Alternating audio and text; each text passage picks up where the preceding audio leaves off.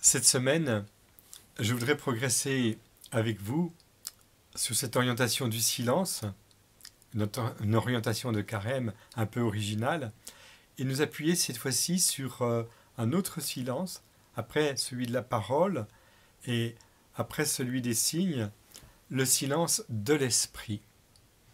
Oh, je crois qu'il n'y a pas trop de commentaires à faire. Nous savons bien que le silence de l'esprit concerne tout notre être, dans ce qu'il a de plus personnel et peut-être aussi de plus profond, à savoir que nos facultés, la mémoire, l'intelligence, avec l'affectivité, la sensibilité intérieure qui est la nôtre, sont riches de toute une information, et cette information, nous devons la trier aussi parfois. Il y a des choses que nous devons rejeter et des choses que nous devons garder. Et bien évidemment, nous comprenons que le silence de l'esprit nous oblige à une certaine retenue dans notre manière de nous repérer sur des images intérieures ou sur des pensées intérieures, parfois des jugements.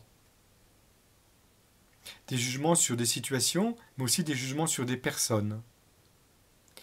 Et dans notre progression spirituelle, nous savons bien, l'adversaire trouve des portes d'entrée sur des situations du passé qui ont été vécues, engrangées, si je puis dire, et la mémoire peut offrir douloureusement ce passé. Et du coup, nous ne sommes plus libres dans le présent pour vivre une réalité nouvelle. Alors en fait, nous avons à faire un choix. Et si nous pratiquons un silence de l'esprit sur ce passé qui peut être douloureux, nous pouvons aussi le remplacer par une mémoire intérieure de l'œuvre de Dieu en moi, en l'autre. Surtout, par exemple, si ce prochain qui est en face de moi pose difficulté, j'ai à me repérer, à trouver mes repères, mes marques, sur ce que Dieu a fait en lui et qui est beau, et que je dois faire mien, l'intégrer pour ne pas m'appuyer sur ces choses négatives que j'ai mémorisées sur l'autre, par exemple. Mais voir toute cette histoire sainte qui est le secret du roi dans le cœur de mon prochain.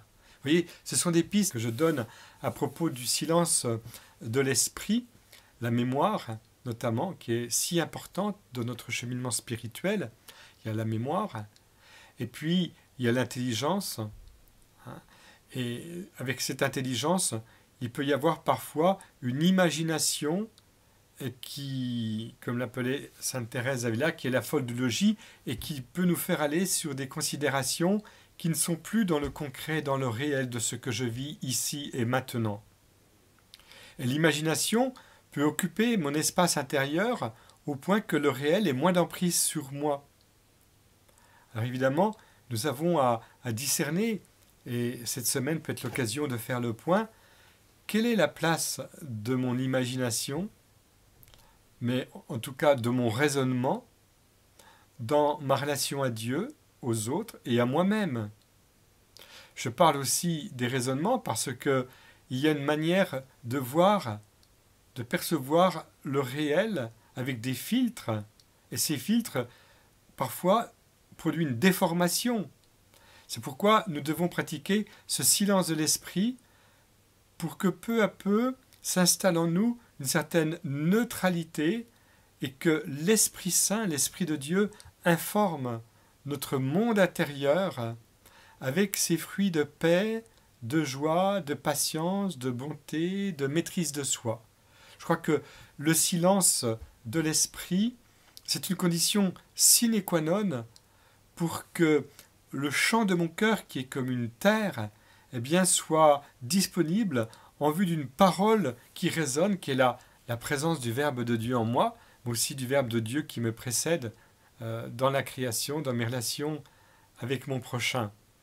Alors, avec le Père Chaminade, nous sommes invités à vivre résolument ce silence de l'esprit, pour que ces facultés, on va dire les plus hautes, soit au service de mon contact avec Dieu en moi-même et mon contact avec Dieu caché dans mon prochain. Et le contact avec Dieu caché dans ce monde que Dieu aime puisqu'il l'a sauvé. Bonne semaine.